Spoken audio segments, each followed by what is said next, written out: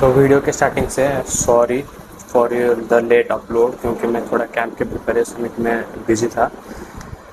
And स्वागत है आप सभी का एक न्यू वीडियो में, जो होगा हमारा होम वर्कआउट का एक सीरीज़। क्योंकि इंटरनेट पे बहुत बहुत सारा नॉलेज है कि ये कर लो वो कर लो ताकि आपका ये मसल ट्रेन हो जाए, लोअर चेस्ट ट्रेन हो जाए। इतना कॉम्प्लिकेटेड करने की कोई ज़रूरत नहीं, क्योंकि आप एक बिगिनर हो तो आप कोई भी वर्कआउट करो चेस्ट का, एक अच्छे हाइपोट्रोफी के साथ अगर करो, एक अच्छे फॉर्म के साथ करो तो रिजल्ट देगा। कोई कॉम्प्लिकेटेड इश्यूज होंगे नहीं, ठीक है। चेस्ट वर्कआउट स्टार्ट करने से पहले ये बता देता हूँ कि आप पहले वार्म अप कर लो, specially shoulders and lower back का। एंड लोअर बैक का इसलिए मैं बोल रहा हूँ क्योंकि होम वर्कआउट में सबसे बेस्ट एंड इफेक्टिव है पुशअप्स। तो पुशअप्स लगाने के लिए शोल्डर तो हाँ सेंस बनाता है, लोअर बैक का क्या है? क्योंकि मैं ज़्यादातर देखता हूँ जो लोग भी पुशअप्स ट्राई करते हैं पहली बार स्टार्टिंग में जिम आते हैं या फिर होम वर्कआउट में, तो उनका बॉडी पोस्चर कुछ ऐसा रहता है, लोअर बैक एकदम स्ट्रेट नहीं होता, सिर्फ वी ऐसा रहता है। क्योंकि उनको ये व्यू पता ही नहीं चलता। वीडियो में आप देखते हैं एथलीट को ऐसे मारते हुए, मतलब ये लेग, इमेजिन ये लेग, ये लोअर बैक एंड ये हेड से उनको व्यू तो लोअर ग्राउंड का मिल जाता है इस पोजीशन में, लेकिन उनका ये जो लोअर बैक है ये एकदम पॉइंटेड है, पीक होता है। तो ये मारते हैं तो ज़्यादा चेस्ट पे नहीं शोल्डर पे आते हैं, क्योंकि ये पाइप पुशअप जैसा थोड़ा सा हो जाता है, ठीक है। तो ट्राई करना अपना लोअर बैक को एकदम स्ट्रेट रखने के लिए। तो इसको स्ट्रेट करने के लिए आपको अपने लेग्स या फिर फीट को जितना दूर हो सके उतना एक्सटेंड करके रखो, तो आपका पोस्चर एकदम सीधा हो जाएगा, ताकि जब पुशअप्स आप करो तो वो पूरा डायरेक्ट हिट हो चेस्ट मसल पे, ना कि शोल्डर पे। और शोल्डर वार्म अप कर लो, क्योंकि प्रेसिंग मूवमेंट है तो शोल्डर इन्वॉल्व होंगे ही होंगे। अगर बिना वार्म अप के अगर तुम लोग करोगे तो यहाँ पे इशू हो सकता है। अभी पता नहीं चलेगा, जैसे ही ग्रेजुअली आप इंटेंसिटी बढ़ाते जाओगे तो कुछ ना कुछ इशू आ जाएगा, या फिर मसल इम्बैलेंस होगा या फिर पोस्चर इम्बैलेंस होगा, ठीक है। तो चेस्ट मसल को हमें ट्रेन करने के लिए हमें चाहिए प्रेसिंग मूवमेंट। कोई भी मूवमेंट हो, अगर कोई भी ऑब्जेक्ट या फिर मान लो वॉल है, वॉल को हम लोग प्रेस कर ले, मानता हूँ हम लोग दूर जा रहे हैं बट वो एक प्रेसिंग मूवमेंट हुआ, ठीक है। कोई भी ऑब्जेक्ट हम पकड़ के उधर से दूर लेते हैं तो हमारा ट्रेन होता है चेस्ट। तो चेस्ट को ट्रेन करने के लिए हमें प्रेसिंग मूवमेंट चाहिए। अभी प्रॉब्लम कहाँ आते हैं कि बिगिनर्स जब स्टार्टिंग में वो पूरा फ्लैट पोजीशन लेके मारते हैं, उनसे होता नहीं है, ठीक है। क्यों नहीं होता? क्योंकि उनके शोल्डर, फ्रंट शोल्डर और उनका चेस्ट इतना भी डेवलप नहीं हुआ रहता है कि स्टार्टिंग में वो फ्लैट चेस्ट पुशअप्स कर पाए। इसके लिए दो अल्टरनेटिव हैं। घर में बेड होगा, बेड के जो कॉर्नर है वहाँ पे हाथ रखो और जितना पीछे हो सके जहाँ तुम्हारा लोअर चेस्ट और वो बेड का एज टच हो, उसमें पुशअप करने का ट्राई करो जितना हो सके, जब तक तुम्हें ऐसा फील ना हो कि हाँ और प्रेस में नहीं कर पाऊँ। फेलियर तक करो, और तब तक करो जब तक फॉर्म ठीक है। जहाँ पे फॉर्म बिगड़ गया फिर भी तुम मारते जा रहे हो वो काउंट नहीं होगा, ठीक है। वो स्पेशली मैं काउंट नहीं करता हूँ, क्योंकि जहाँ पे फॉर्म बिगड़ा और तुम ऐसे ही मूवमेंट करते रहो, वो बस दिखावे का है, ईगो लिफ्ट है, उसमें कोई इफेक्ट काम नहीं करता, उल्टा इंजरी होगा। तो और दूसरा है वॉल पुशअप्स। वॉल पुशअप्स में वॉल के पूरा जाके चिपके खड़े मत हो। एक काम करना, कभी भी वॉल पुशअप्स करते हो तो खड़े रहना, वॉल में ऐसे एक पोजीशन लेना, ठीक है। ये एल्बो वॉल में जैसे टच हो उतने दूरी में रहना, और वहाँ से पैर को कांस्टेंट फिक्स रखना, कोई हिलाना मत, आगे नहीं मत लेना। वहाँ से लीन हो वॉल के पास, और वॉल में फोर्स देके प्रेस मूवमेंट्स करो। और अभी डाउट हुआ कि हैंड पोजीशन कैसे रखते हैं, ठीक है। तो जब भी तुम वॉल पुशअप्स करने जाओ तो अपने मिडिल चेस्ट के पास ये अंगूठा ऐसे रखना, यूँ हाथ खुले कर देना, एंड ये जो लिटिल फिंगर है इसके पास सेकंड स्टेप लेना, मतलब ये पे ऐसे हुआ, ये ऐसे, मतलब इतना डिस्टेंस होना चाहिए, मतलब डबल द पाम आपका डिस्टेंस होना चाहिए, ताकि आप अच्छे से प्रेसिंग मूवमेंट कर सको। और पोजीशन हमेशा रखना अपना हैंड्स पूरा चेस्ट के पास हो, ना कि उससे ऊपर। अगर ऊपर हुआ तो वो प्रेसिंग मूवमेंट्स ट्रैप्स पे आ जाएंगे, या फिर लोअर बैक में, अपर बैक में थोड़ा सा आ सकता है, जो कि इंजरी टाइप का है, कोई मसल बिल्ड नहीं है, ठीक है। ज़्यादा ट्रैप्स में आ जाएंगे, और अगर ज़्यादा डाउन कर देते हो तो वो कंप्लीटली ट्राइसेप्स पे आ जाएंगे। अब क्योंकि जैसे तुम हैंड लोअर पे लेते जाओगे वो थोड़ा सा क्लोज आते जाएगा, ठीक है। जैसे हाथ क्लोज आएगा तो चेस्ट पे ज़्यादा, ट्राइसेप पे ज़्यादा डोमिनेट करने लगेगा। तो उससे अच्छा एकदम अपने चेस्ट के लेवल पे रखो ताकि अच्छे से वो ट्रेन हो सके चेस्ट, ठीक है। बेड के एज और वॉल पुशअप से तुम्हारा फॉर्म ठीक होगा। अगर डायरेक्टली वो प्लेन वाले पुशअप्स पे जाते हो तो तुम्हारा फॉर्म बिगड़ेगा 2 या 3 रेप्स के बाद। 2 या 3 रेप्स के बाद तुम्हारा फॉर्म पक्का से बिगड़ेगा। तुम चीट करने लगोगे, बैक को ऐसे राउंडेड कर दोगे, पूरा ऐसे स्क्वीज करके तो जैसे तैसे पुश करोगे, उससे कुछ होगा, इंजरी तो होगा लेकिन कुछ मसल बिल्डअप नहीं होगा, और होगा तो भी इम्बैलेंस होगा, जो कि मेरे से हुआ था स्टार्टिंग में। मैं डायरेक्ट ऐसे फ्लैट पुशअप्स में आ गया था क्योंकि स्ट्रेंथ था, पुश कर देता। ऑनेस्टली मेरा स्टार्टिंग में 5 रेप्स के बाद फॉर्म बिगड़ता था। और जब भी मैं पुराना वीडियोस देखता हूँ तो पूरा क्लियरली पता चल जाता है कि हाँ फॉर्म बिगड़ रहा है। फॉर्म नहीं बिगड़ना, ठीक है। कुछ भी हो जाए, अगर फॉर्म बिगड़ रहा है तो वो मसल पे इम्पैक्ट नहीं देगा, इंजरी ही करेगा। वॉल पुशअप्स हो रहा है और तुम्हारा बेड में एज वाला पुशअप्स वो भी हो रहा है, तो अब फिर तुम फ्लैट पे जाओगे। अगर फ्लैट नहीं हो रहा है तो क्या करें, अब तुम पार्सल पुशअप्स करो या फिर नी पुशअप्स करो। अभी नी पुशअप्स में क्या होता है, तुम्हारा दोनों जो एंकल है वो क्रिस क्रॉस रहेंगे, तुम फीट के बजाय नी पे सपोर्टेड रहोगे, बस अपर बॉडी डाउन होगा। उस पुशअप में वही सेम रहेगा, डबल द पाम साइज होगा और अपने चेस्ट के पास ही रहेगा, ना ज़्यादा ऊपर ना ज़्यादा नीचे।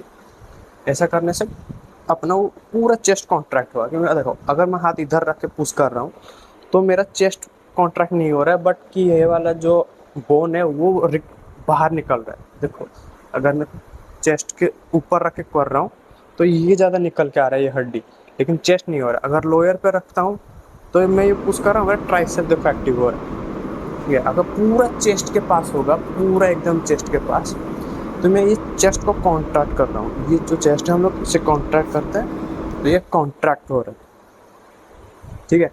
अगर तुम पूरे चेस्ट के पास रख करोगे तो पूरा चेस्ट पे आएगा, अगर ऊपर रखोगे तो इंजरी, नीचे रखोगे तो ये ट्राइसेप पे आएगा, ठीक है। अभी पार्शियल पुशअप्स हो गया या फिर नी पुशअप्स हो गया तो स्ट्रेट पुशअप पे आ जाते हैं। स्ट्रेट पुशअप जब भी आओगे, ये मैं लिख के देता हूँ, 10 से ज़्यादा कितने लोगों का होगा नहीं। अगर हो भी गया तो धीरे धीरे जैसे तुम बढ़ाते जाओगे रेपिटेशन, वो थोड़ा तुम्हारा पोस्चर खराब होते जाएगा।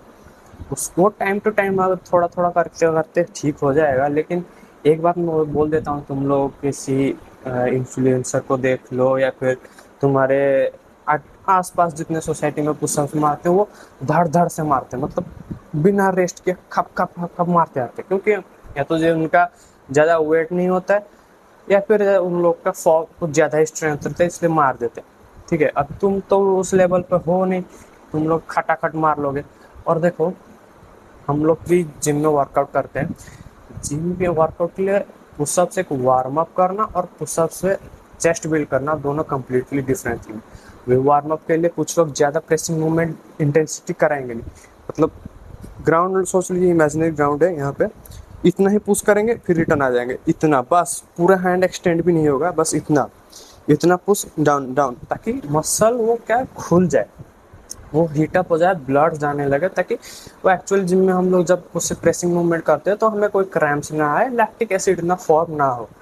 लेकिन तुम लोग जब वर्कआउट करोगे घर में खाली पुशअप से चेस्ट बिल्ड करने के लिए तो तुम्हें हाइपोट्रॉफी लेना पड़ेगा। अभी हाइपोट्रॉफी मिलेगा कैसे, तो यहाँ पे एक मिस्टेक है जो कि मैं बहुत सारे बिगिनर्स को देखता हूँ बट बोलता नहीं हूँ, क्योंकि अगर अभी किसी को बोलने जाओगे तो वो उल्टा यही बोलेगा ज़्यादा स्मार्ट बन रहा है, इसीलिए छोड़ो भाई। देखो, जब भी प्रेसिंग मूवमेंट क्या होता है, लेट के ऑब्वियसली कर रहे हो, ग्राउंड है, उसके अगेंस्ट तुम पुश कर रहे हो। तुम किसको पुश कर रहे हो, अपने बॉडी को ग्रेविटी के अगेंस्ट पुश कर रहे हो, ठीक है, वही प्रेसिंग मूवमेंट है। अब एक थोड़ा सा साइंटिफिक लॉजिक लगाओ, जब तुम प्रेस करके उठ रहे हो पूरा ग्रेविटी के अगेंस्ट है, लेकिन जब डाउन जा रहे हो, मतलब फिर अपने ओरिजिनल पोजीशन में, तभी तुम बॉडी को ढीला मत छोड़ो कि हाँ ग्रेविटी खींच तो ले रहा है, नीचे तो जा रहा है, नहीं। जब तुम धीरे धीरे से आओगे ना, तब भी तुम ग्रेविटी के अगेंस्ट ही वो पुश कर रहे हो, दिखेगा नहीं, लेकिन वो जो ग्रेविटी तुम्हें खींच रहा है तो तुम उसको अपोज कर रहे हो ना। तो वही एक प्रेसिंग मूवमेंट भी हुआ, जब एक्सप्लोसिवली जाओ पूरा धड़ के एकदम, फिर जब डाउन आ रहे हो 2 सेकंड लो, इतना नहीं कि पूरा धीरे धीरे धीरे धीरे धीरे 5 सेकंड नीचे आए, नहीं, ऐसा होगा तो वो लैक्टिक एसिड ज़्यादा फॉर्म कर लेगा और तुम उतना मसल ट्रेन नहीं कर पाओ। आते टाइम 2 सेकंड धीरे से आओ, नीचे पोज करो, फिर एकदम से खींचो, फिर धीरे से पोज लो। मैं अभी एक डेमो वीडियो भी दे दूंगा, ठीक है, कैसे करते हैं। ऐसा करने से क्या होगा, तुम हाइपोट्रोफी भी ले लोगे और तुम्हारा फॉर्म भी बिगड़ेगा नहीं, और जो टाइम अंडर टेंशन रहता है वो भी तुम्हारा ज़्यादा रहेगा। अगर कोई एकदम धड़ धड़ से मार ले, 10 बार मार ले रहा है, वो कितने सेकंड में मार लेगा? 15 सेकंड, 20 सेकंड में। अगर तुम यही स्लोली डाउन आओ एंड एक्सप्लोसिवली अप जाओ, तो ऐसे 10 रेप मारते में तुम्हारी जान निकल जाएगी, ठीक है। और 10 तक पहुँचते पहुँचते मिनिमम तुम्हें 50 सेकंड के ऊपर चला जाएगा। तो टाइम अंडर किसका मसल ज़्यादा टाइम अंडर टेंशन ले, 50 सेकंड या 20 सेकंड? अगर तुम्हारा मसल ज़्यादा सेकंड के लिए टाइम अंडर टेंशन ले रहा है तो ग्रोथ वही करेगा ना। धीरे धीरे आओ, बॉडी को कंट्रोल में रहो, एक्सरसाइज को तुम कंट्रोल करो, एक्सरसाइज तुम्हें कंट्रोल नहीं करना पड़े, ठीक है। अगर तुम ग्रेविटी के हेल्प से तुम नीचे आ जा रहे हो, कोई एक से एक रेप मार रहा है अप एंड डाउन, ये एक रेप हुआ, ठीक है। कोई अगर एक में रेप धड़ से मार लिया, काउंट, ओके, फिर जब डाउन जाने के टाइम वो ग्रेविटी को अपना काम करने दे रहा है, तो वो 50% काम किया और 50% ग्रेविटी ने काम। लेकिन अगर तुम पुश कर रहे हो एंड डाउन के टाइम धीरे धीरे उस ग्रेविटी को रेस्ट्रिक्ट करते करते 2 सेकंड से नीचे ला रहे हो, तो तुम्हें वो 50-50, मतलब तुम खुद से फिजिकली 50 दोगे और ग्रेविटी के अगेंस्ट मार रहे हो, वो वाला भी एक पॉइंट आ रहा है, तो तुम 100% हो। अभी स्टार्टिंग में तुमको इतना फील नहीं होगा जब, लेकिन ग्रेजुअली जब 1 मंथ 2 मंथ 3 मंथ के लिए तुम कंटिन्यू करते रहोगे ये पूरा ये प्रोसेस, तो तुम्हें देखना, जो लड़का अगर या लड़की एक प्रेस मूवमेंट करता है और ग्रेविटी को अपना काम करने देता है डाउन आते टाइम, और तुम में बहुत बहुत डिफरेंस होगा, स्पेशली कार्ड्स में बहुत डिफरेंस होगा, ठीक है। तो यही होता है जो बोलते हैं ना, चीट मत करो, यही होता है चीट। क्योंकि अभी रहा चेस्ट का 3 पार्ट रहता है generally, upper chest, middle chest and lower chest. तो अगर मुझसे पूछोगे तो मैं मिडिल चेस्ट कभी ट्रेन नहीं करता हूँ। थोड़ा सुनने में वो वियर्ड लगेगा, बट हाँ सच है। क्योंकि देखो, जब भी तुम अपर चेस्ट के लिए ट्रेन करोगे, तो ऐसा तो है नहीं कि तुम अपर चेस्ट कर रहे हो मतलब तुम्हारा मिडिल चेस्ट काम में नहीं आ रहा है या लोअर चेस्ट काम में नहीं आ रहा है। तुम एक लेवल के हिसाब से देखो, अगर तुम अपर चेस्ट ट्रेन कर रहे हो ना, ये हाई इंटेंसिटी का ट्रेन होगा, ये थोड़ा सा लो इंटेंसिटी, ये पूरा लो इंटेंसिटी के साथ होगा, ठीक है। फिर जब तुम लोअर चेस्ट पे आओगे तो लोअर चेस्ट में हाई इंटेंसिटी, ये उससे कम इंटेंसिटी एंड ये पूरा कम इंटेंसिटी के साथ ट्रेंड होगा। लेकिन तुम अगर एक दिन में दोनों ट्रेन कर रहे हो, अपर चेस्ट एंड लोअर चेस्ट, या वीक में 2 बार चेस्ट ट्रेन कर रहे हो, अपर चेस्ट एंड लोअर चेस्ट, तो तुम्हारा ये मिडिल वाला वही सेम इंटेंसिटी के बाद दो बार ट्रेन हो जा रहा है। अभी चेस्ट ट्रेन करने के लिए बेसिकली मैं तुम्हें सजेस्ट करूँगा 2 एक्सरसाइजेस, एक है इंक्लाइन पुशअप्स, एक है डिक्लाइन पुशअप्स घर के लिए, ठीक है। अगर तुम्हारे पास घर में कोई स्टूल होगा तो स्टूल रख लो, घर से बाहर जाओ, ईट फीट लेके आओ, 4 ठो लेके आओ, ताकि वो एटलीस्ट तुम्हारे ये फोर आर्म जितना हाइट हो, ताकि तुम्हें डिप जाने में थोड़ा हेल्प करे, फोर आर्म जितना, ठीक है, इतना हाइट होना चाहिए। तो अगर तुम्हें अपर चेस्ट ट्रेन करना है तो तुम्हें डिक्लाइन पुशअप्स करना पड़ेगा, ताकि तुम्हारा जो फोर्स है, बॉडी वेट, वो अपर चेस्ट पे है। जिम पे वो अलग होता है, जिम पे तुम ऊपर से वो वेट डाल रहे हो, लेकिन यहाँ पे तुम खुद के वेट को यूज कर रहे हो ट्रेन करने के लिए, तो तुम्हें उल्टा करना पड़ेगा। जिम में इंक्लाइन बेंच प्रेस करते हैं हम लोग ताकि हमारा अपर चेस्ट ट्रेन हो, यहाँ पे डिक्लाइन पुशअप्स करेंगे ताकि हमारा अपर चेस्ट ट्रेन हो। अभी डिक्लाइन के लिए क्या करें, वही ईट में आप इतना इतना हाइट, देखो फोर आर्म इतना हाइट लाओ, अपने फीट को ईट के ऊपर रखो ताकि बॉडी ऐसे स्लाइड होकर है, ये फीट है, ये तुम्हारा बॉडी है, स्लाइड होकर है, तो उसमें क्या होगा, तुम्हारा पूरा वेट आएगा अपर चेस्ट पे।